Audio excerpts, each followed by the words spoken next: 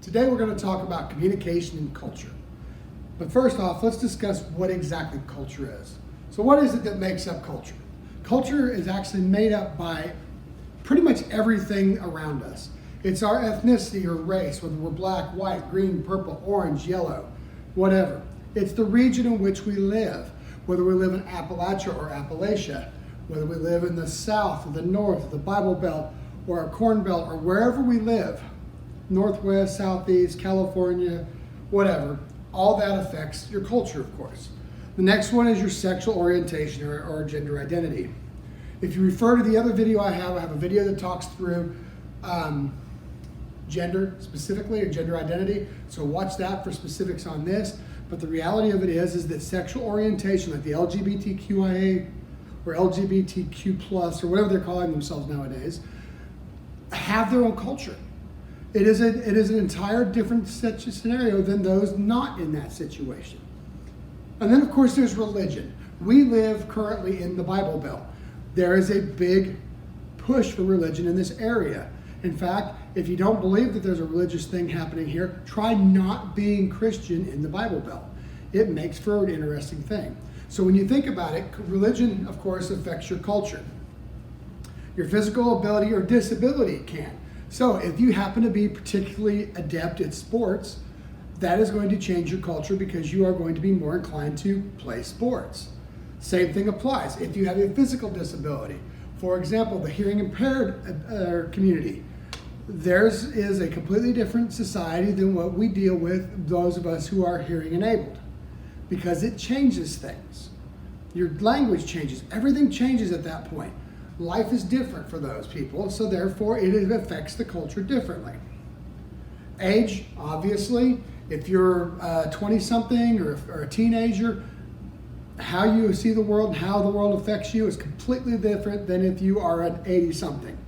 For example, the wonderful thing, okay boomer, coming from the millennials. Talking about the baby boomers. It's different generations, different effects, different things. All right. Obviously, socioeconomic status, language, activities, being a skater obviously has a different culture than being a surfer or being a pianist or whatever. So the activities you choose to do, the things that you choose to do, all this affects your culture. And all your cultures affect your ability, your communication styles. Now, under cultures, we have cultural values and norms that shape that communication style. You can find a whole list of this in the book if you really want to go through it. We're going to spend just a short time walking through the individual bits and pieces, so it makes a little bit of sense, but I'm not going to go in depth. You can read this for yourself in chapter 3. But more specifically, we have the first kind, which is whether you're an individualistic or a collectivistic society. An individualistic society is one that tends to promote or emphasize the individual over the group. The United States is an individualistic society. We have most valuable player, employee of the month, these kind of things that promote individualism, that promote us to be better people. We tend to go out as an individual and reach out and try to improve ourselves for the sake of improving ourselves. Sure, we may give back to society, we may give back to our community, but the reason why we do it, for generally speaking, is to promote ourselves. The other style is a collectivistic society. They are more about the group.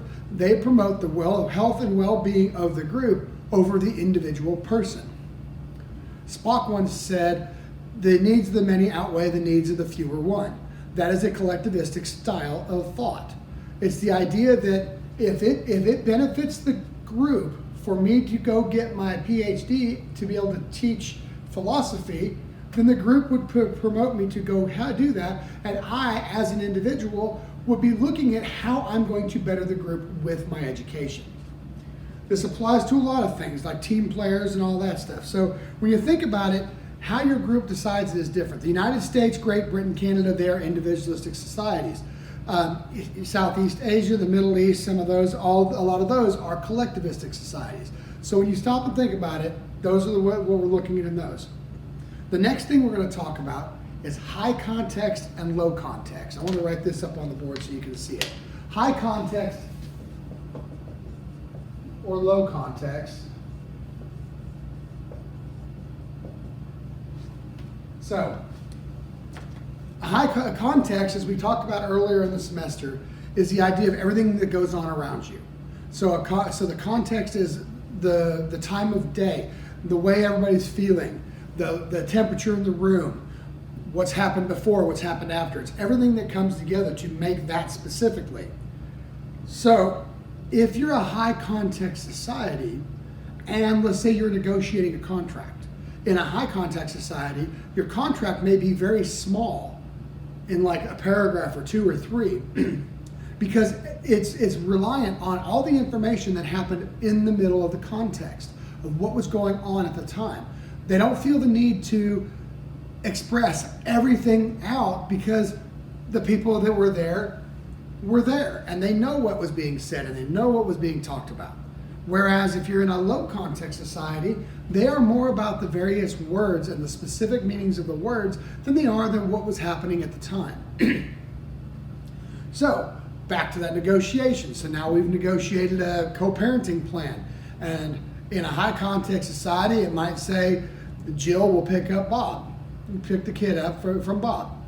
In a low context society, it would say the mother will meet the father at McDonald's on the east side of the building of the McDonald's found on East Emory Road at 3:15 p.m. and will stay there no longer than 15 minutes before she will leave. It is very, very explicit. If you don't believe me, look at any laws that the United States has made and figure out really quickly that those laws usually have, in the beginning of the chapter or the beginning of the section of whatever law or code that's there, it has a list of definitions laid out. All right, let's talk about uncertainty avoidance, for example. These are areas that have a tolerance to change. Uncertainty avoidance. You'd like to avoid things that you're uncertain about. That's the change. So if your society doesn't like change, you're going to be more of a historical or traditional style of community. You're going to do the things because you've continued to do them. You like the norm, you like the standard. Whereas if you're a society that's the inverse of that, you like change. You reach out, you do things different. It's like, well, let's try it this way. That doesn't work, let's try something different. So again, you have the same issue. You got the people that avoid it, is like Belgium, Greece, and Japan avoid change. They have a high uncertainty avoidance. Whereas you have other ones that embrace it, which is like the US, Denmark, and Great Britain. These are all societies that have one way or the other affected by change. Everybody has that effect. Not everybody in the society is going to align with that specific ideal. For example, many of you may be very averse to change, yet you live in a society that embraces change. So it's not always about the individual, but it's about the society. But all of that affects how people communicate. The next thing I want to talk about is power distance. Power distance is the gap between those that do and those that don't. For example, if we were living in India, they used to have the caste system in which you had I don't know the levels, but you had the various levels. I know the bottom ones were the untouchables or the unclean or the undesirables. So if you were in the bottom level, you could not speak to the next person above, the next level above you, unless you were spoken to. It's the idea of children should be seen or not heard. It's if that's a doctor, you don't talk to that doctor except in a professional tone. You cannot be friends with that doctor. If you walk into a classroom, a lot of times you'll have, especially like in the high school classrooms, it's like, I am Mr. Howell. You will address me as such. And we keep that high power distance. It's them versus me. It's I am up here, you all are down here. The other thing is they have a low power distance, and those are societies that don't see the distinction between people necessarily or things that way. So, for example, in the United States, we tell our children, you can be anything you want to be. If you want to be president, you can be president. Doesn't matter if you grew up poor. You can still be president. So we don't have that specific high power distance, at least not on a social level. On an individual level, yes, there are people that are very reverent of those above them. If you've got money and I don't, you're better than me. But I am one of those people that is a very, very, very low power distance person. If you've been in my class, you're in my class. If you haven't been in my class, I'm sorry. Because in my class, I'll talk to you one-on-one. You and I are no different. I went to school longer than you are. That's it. I'm 50, coming up on 50 years old, or maybe by the time you're watching this, maybe I'm already 50. I don't know. Anyway, I'm coming up on 50, and I've got a few more laps around the sun than you do. That's about the extent of it. Other than that, we're all humans. We're all put our pants on the same way, except you weirdos that jump into them 2 legs at a time. Anyway, so the whole point is that we have that power distance built in some countries, and some countries we don't, which changes things when you're trying to communicate. For example, there are countries that don't allow men to talk to women or to address women directly, at least not single women or married women. It's way more confusing than I want to get into. But the whole point is that you have to know those things when dealing with the communication level on that. All right, let's talk about silence for a minute.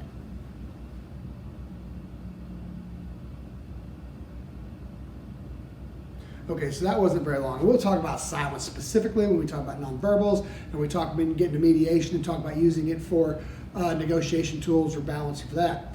But there are certain countries that believe that silence is golden and duct tape is silver, but that's a whole other argument. The point is that we talk in the United States. We are very talky people. We've got this perceived notion of that talking makes you better. If you're the one talking, then obviously you're in control of the communication and you're doing all these things. We go into other countries, and there's a lot of countries that look at us as being rude or stupid because we just keep blabbing on and on and on. Whereas there are those countries like Japan, for example, like to have it be quiet. Lao Tzu said, "Those who know don't speak. Those who speak don't know." That's it. Lao Tzu is an Eastern philosopher, or actually it's a theoretical. I don't think it's an actual person. But the point is that if you know what you're talking about, you don't have to tell everybody. The ones that talk constantly are usually the ones that don't really know. All right, so again, because if you're talking in communication, so if I'm from the United States and you are from Japan and we're talking and I'm talk, and I'm like, boy, you don't have much to say. And so I start changing my conversational tone. Seems to be, I got to talk more because I got to make up for your lack of communication. It has nothing to do with whether or not you have something to say. It has to do with your culture and what you've been, how you were raised. So just remember that whenever you deal with it. All right, moving on, we're going to look at competition versus cooperative. A competitive society, which is a masculine society, are ones that tend to be more inclined to set the bar at being it's me versus you, or it's us versus you, or whatever. Whereas a cooperative, which is a more feminine, is the idea of they're more communicative. They're more likely to actually try to talk things out, and opposed to let's just try to be better than everybody else. Those again are different. Those in the competitive field have strong gender roles for jobs and those kind of things. You know, nurse job is definitely a woman's job. Secretary's a woman. CEO's a man. These kind of things. Those are a competitive role. Cooperative sides tend to be more equality or egalitarian in nature. It's the idea that we're all equal. All can do what we want to be. So we're trying to help people be the same. We're built more on relationships and all that stuff. All right.